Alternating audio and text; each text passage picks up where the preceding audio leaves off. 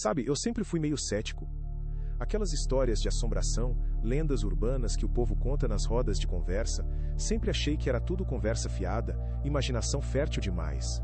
Mas um dia, um maldito dia que eu jamais vou esquecer, tudo mudou. E o que aconteceu comigo foi tão real, tão aterrorizante, que até hoje eu acordo no meio da noite suando frio, com o coração disparado. Meu nome é Lucas, tenho 32 anos, trabalho com propaganda digital aqui no Rio de Janeiro. Uma vida normal, racional, pés no chão. Nada de misticismos, nada de coisas sobrenaturais. Ou pelo menos era assim que eu pensava. Era uma terça-feira comum, chuvosa, daquelas que o rio fica cinza e pesado. Eu estava voltando de uma reunião cansativa em Copacabana, estressado com prazos, pressão no trabalho, aquela rotina sufocante que a gente conhece bem. Peguei o ônibus lotado na praia, e enquanto o veículo seguia devagar pelo trânsito, eu olhava pela janela, perdido em pensamentos. E foi então que eu a vi pela primeira vez. Uma mulher na calçada, parada embaixo de uma marquise, protegendo-se da chuva. Ela usava um longo vestido branco, completamente fora de época, como se tivesse saído de um filme antigo dos anos 50. Cabelos longos e escuros, pele extremamente pálida. E quando o ônibus passou por ela, nossos olhares se cruzaram. Foi apenas um segundo, talvez 2. Mas aqueles olhos eram vazios, sem vida, mas ao mesmo tempo carregados de uma tristeza tão profunda que me gelou a espinha. Senti um arrepio percorrer todo o meu corpo, e um frio inexplicável tomou conta de mim mesmo estando em pleno verão carioca.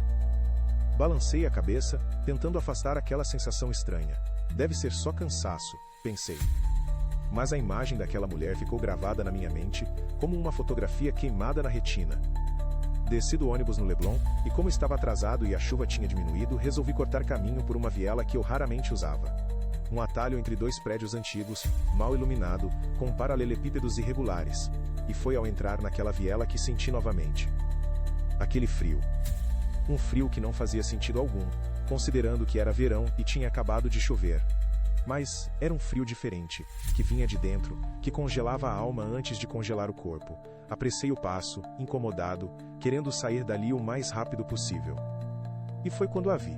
No final da viela, meio escondida por árvores antigas e uma cerca de ferro enferrujada, estava uma casa. Uma casa completamente abandonada, que parecia ter saído de um pesadelo. 3 andares de construção antiga e estilo colonial, com a pintura descascada revelando tijolos enegrecidos pelo tempo. Janelas quebradas, algumas tapadas com tábuas apodrecidas, a porta principal entreaberta, rangendo levemente com o vento. E o mais estranho, eu passava por aquela viela há anos, e juro que nunca tinha reparado naquela casa. Era como se ela tivesse aparecido do nada, materializado das sombras. Deveria ter seguido em frente.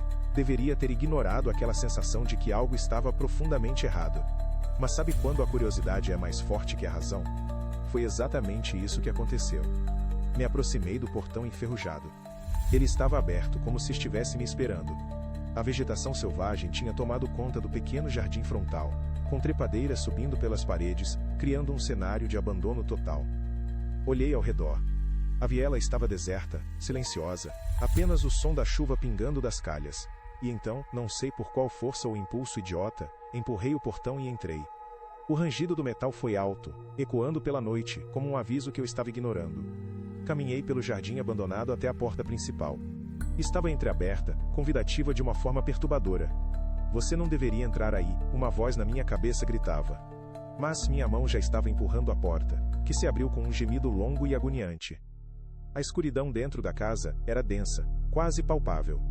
Como se a luz do poste da rua tivesse medo de entrar, ficando do lado de fora. Acendi a lanterna do celular, e o feixe de luz cortou a penumbra, revelando uma cena de abandono absoluto. A sala de entrada estava coberta de poeira, teias de aranha pendiam do teto como cortinas macabras. Móveis antigos cobertos com lençóis esbranquiçados, que no escuro pareciam fantasmas congelados no tempo. O ar estava pesado, com um cheiro de mofo misturado com algo indefinível, algo podre, algo morto. Dei alguns passos para dentro, meu coração começando a bater mais rápido. O assoalho rangia sob meus pés, cada tábua solta gemendo como se estivesse em agonia.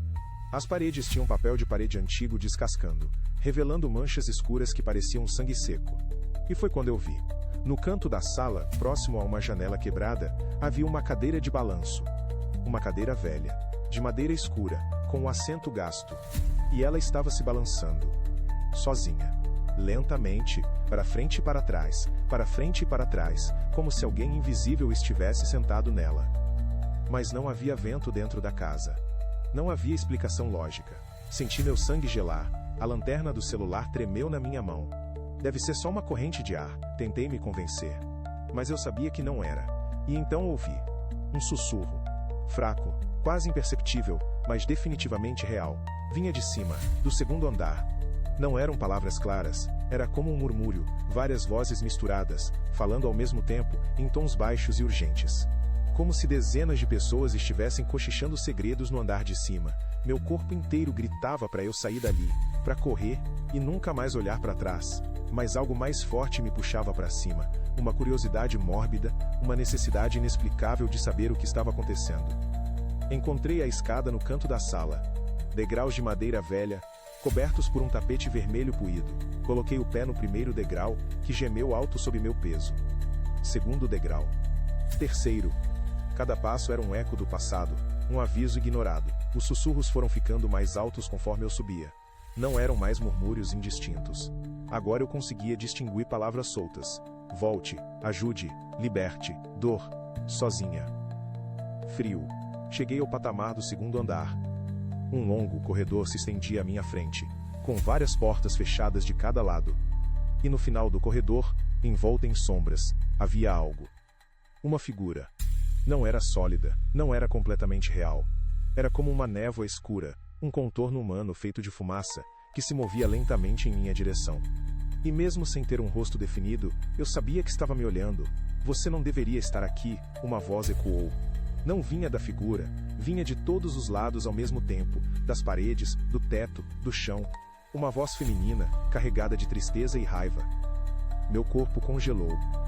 Tentei gritar, mas nenhum som saiu da minha garganta. Tentei correr, mas minhas pernas estavam paralisadas, como se raízes invisíveis tivessem brotado do chão e me prendido ali. A sombra continuou se aproximando, deslizando pelo corredor sem tocar o chão, e conforme se aproximava, o frio aumentava exponencialmente. Minha respiração saía em nuvens de vapor, meus dedos começaram a ficar dormentes. E então reconheci. A silhueta, o formato do corpo, o cabelo longo. Era ela. A mulher do vestido branco que eu tinha visto na rua. Por que você veio? A voz perguntou, agora mais clara, mais próxima. Eu esperei tanto tempo. Tanto tempo sozinha. Eu não sei, consegui gaguejar, minha voz saindo trêmula e fraca. Eu só entrei. Não sei porquê. A figura parou a poucos metros de mim. E então, algo extraordinário e aterrorizante aconteceu. Ela começou a se materializar, a tomar forma sólida. E em segundos, eu estava cara a cara com a mulher do vestido branco. Ela era bonita, de uma forma etérea e perturbadora. Pele branca como porcelana, lábios azulados, olhos escuros e profundos como poços sem fundo. O vestido branco estava sujo, rasgado em alguns lugares, manchado com algo escuro. Você precisa me ajudar, ela disse, estendendo uma mão pálida em minha direção. Preciso sair daqui. Estou presa há tanto tempo, 20 anos. 20 anos sozinha nesta casa, presa entre mundos, sem conseguir seguir em frente. O que aconteceu com você? Perguntei, ainda paralisado de medo, mas também de uma estranha compaixão. Ela sorriu, um sorriso triste que partiu meu coração. Eu morava aqui. Esta era minha casa, minha família. Mas então algo aconteceu, algo terrível, e eu morri aqui, nestas paredes, e desde então, estou presa. Esperando alguém que pudesse me ver, me ouvir, me ajudar. Como eu posso ajudar? Perguntei, sentindo minhas pernas finalmente obedecerem aos comandos do meu cérebro. Volte, ela disse, sua voz ecoando estranhamente. Volte amanhã. À meia-noite. Traga velas brancas, incenso de sândalo e uma foto sua. Vamos fazer um ritual. Vou te mostrar o que aconteceu. E então, você saberá como me libertar. E antes que eu pudesse responder, ela desapareceu. Simplesmente se dissolveu no ar como fumaça levada pelo vento. E instantaneamente, o frio desapareceu. Os sussurros cessaram, e eu estava sozinho naquele corredor escuro e apodrecido. Meu corpo finalmente reagiu. Desci as escadas correndo, tropecando, quase caindo. Passei pela sala onde a cadeira agora estava parada, imóvel. Atravessei a porta, o jardim, o portão. E corri pela viela como se o próprio inferno estivesse atrás de mim. Só parei de correr quando cheguei em casa, 3 quarteirões depois, ofegante, suando, tremendo.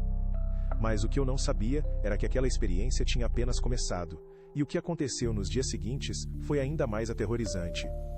Os sonhos, as aparições, a descoberta da verdade sobre quem era aquela mulher e o erro fatal que eu cometi ao voltar naquela casa. Mas isso você só vai descobrir na parte 2 dessa história.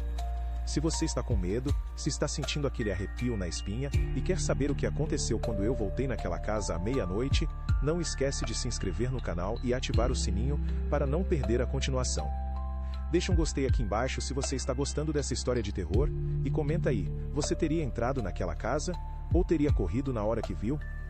E cuidado ao passar por casas abandonadas. Você nunca sabe o que pode estar te esperando lá dentro. Nos vemos na parte 2. Se você tiver coragem, até lá!